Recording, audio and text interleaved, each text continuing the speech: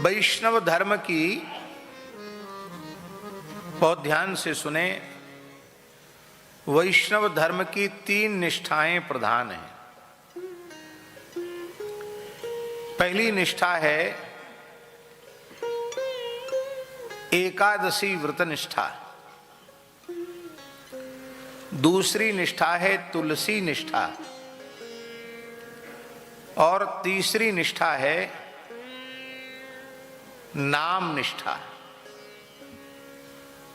वैसे तो वैष्णव ग्रंथों में अनेकों निष्ठाओं का वर्णन है। भक्ति रसामृत सिंधु में श्री रूप गोस्वामी जी महाराज ने भक्ति की 64 प्रकार की निष्ठाओं का वर्णन किया है, लेकिन उनका यदि संक्षिप्त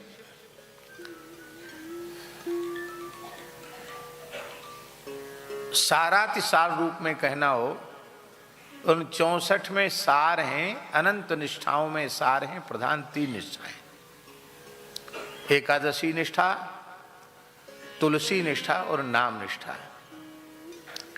अब इन 3 निष्ठाओं में सारातिसार क्या है? तो इन तीनों में अंतिम है नाम निष्ठा। नाम निष्ठा सर्वोपरि है।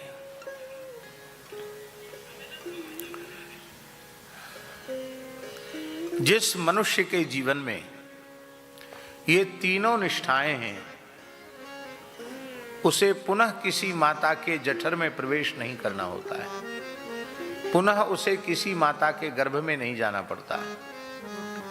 वह उसका शरीर अंतिम शरीर होगा, वह उसका जन्म अंतिम जन्म होगा। वो मनुष्य जन्म के चरम फल को प्राप्त करके कृतकृत्य हो जाएगा, धन्य हो जाएगा, कृतार्थ हो जाएगा।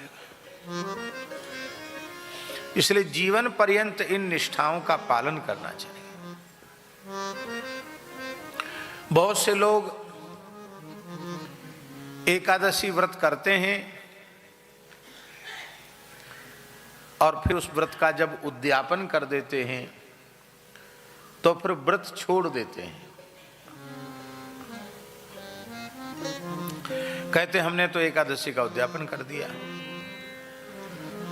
तो एकादशी इस प्रकार का व्रत नहीं है कि उद्यापन करके उसका त्याग कर दिया जाए। उद्यापन वो व्रत के संपूर्ण फल की प्राप्ति के लिए है, जिसमें हमको वर्ष भर की एकादशियों का महात्म्य एक साथ सुनने को मिल जाए, सभी एकादशियों के पूजन का अवसर मिल जाए और ब्राह्मणों का, संतों का सम्मान करने का, उनकी पूजा करने का, उनको फलाहार और उनको पारण कराने का सौभाग्य मिल जाए। यही उसका प्रयोजन है। उद्यापन भी करना चाहिए, इस बहाने विशिष्ट पूजा का अवसर मिल जाता है। किंतु यदि सामर्थ्य है शरीर की तो एकादशी का त्याग कभी नहीं करना चाहिए। हमारे यहां धर्म शास्त्र में लिखा है, एकादशी की तिथि पर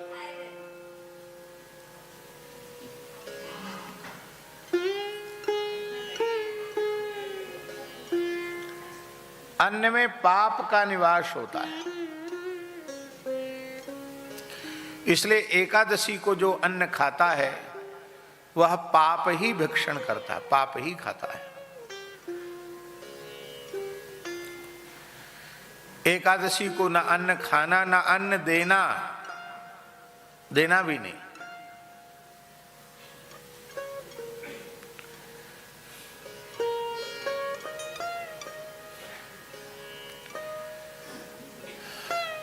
सर्वोत्तम पक्ष है कि प्रत्येक एकादशी निराहार हो। निराहार माने कुछ भी ग्रहण न किया जाए, जल भी ग्रहण न किया जाए। ये सर्वोत्तम एकादशी है। हमारे ब्रज में, चित्रकूट में, अयोध्या जी में अनेक संत ऐसे हैं जो वर्ष भर की एकादशियां निर्जल ही करते हैं, जल भी नहीं लेते। 1-2 की संख्या में नहीं, ऐसे संत सैकड़ों की संख्या में, गृहस्थ भी हैं।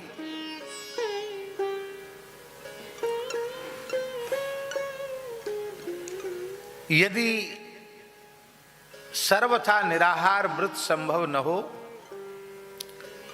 तो जल पी करके व्रत करे,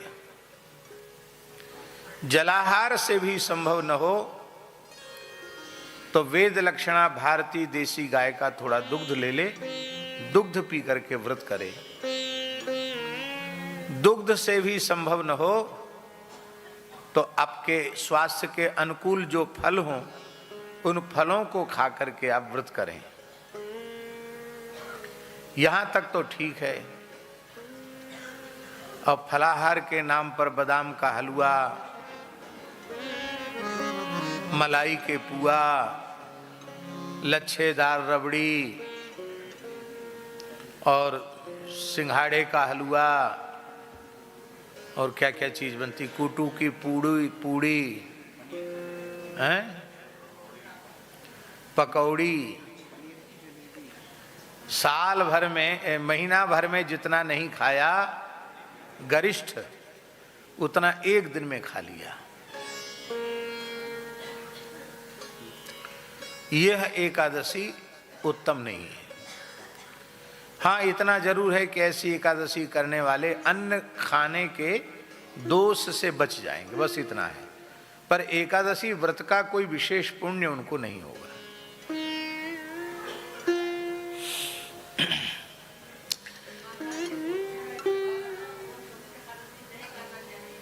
है?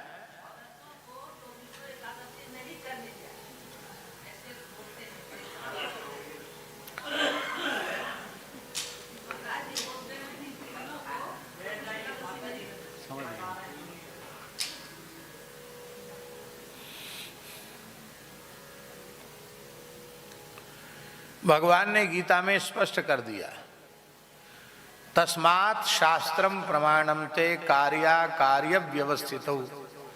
क्या करना क्या नहीं करना इसमें व्यक्ति विशेष प्रमाण नहीं है, किसी की लौकिक मान्यता प्रमाण नहीं है, इसमें शास्त्र ही प्रमाण है। और शास्त्र कह रहा है कि सभी एकादशियां करना चाहिए, तो किसी एकादशी का निषेध नहीं है। बहुत सी जगह ऐसा भी लोग कहते हैं कि सधवा स्त्रियों को एकादशी नहीं करनी चाहिए, सौभाग्यवतियों को नहीं करनी चाहिए, विधवा स्त्रियों को करना चाहिए। मैंने तो आज तक किसी पुराण में पढ़ा नहीं, किसी ग्रंथ में देखा नहीं। ये ऐसी कुछ अशास्त्रीय बातें, मनगढ़ंत कपोल कल्पित बातें समाज में प्रचलित हो जाती हैं भ्रम के रूप में, और उससे धर्म की बड़ी हानि होती है। और होता क्या है,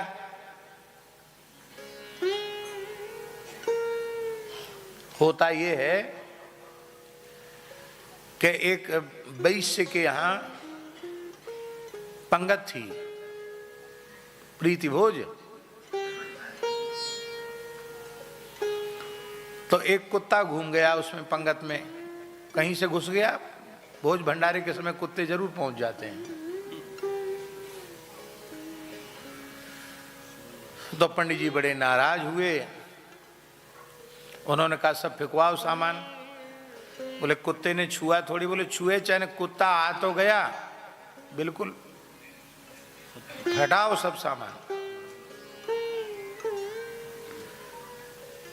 वैश्य बेचारा श्रद्धावान था, उसने कहा चलो कोई बात नहीं, अब कुत्ते ही खाएंगे और क्या है। सब सामान उठवाया, सबको फेंकवा दिया। कुत्ते खाओ चाहे सुअर खाओ, कोई खाओ।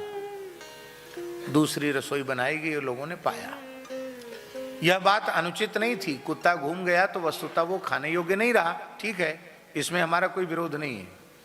लेकिन उन्हीं पंडित जी के यहाँ उनके लड़के के ब्याह के प्रीति भोज में एक कुत्ता घुस गया उनके यहाँ भी।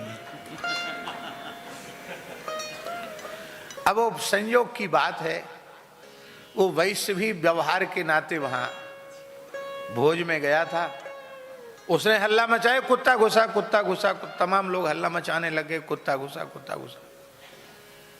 अब हम लोग नहीं खाएंगे, कुत्ता घुस गया इसमें। पंडित जी बोले जरूर है तो बहुत बुरी बात, कुत्ता घुस गया, हम पोथी देखते हैं। तो उन्होंने पोथी देखी, बोले वाह किस रंग का कुत्ता था। बोले लाल रंग का था। वो वाह, क्या कहना, बड़ा शुभ होता है। लाल कुत्तम परम उत्तम।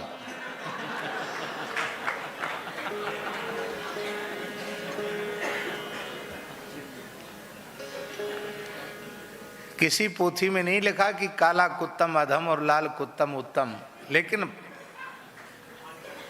इसी बात की तो पंडिताई है।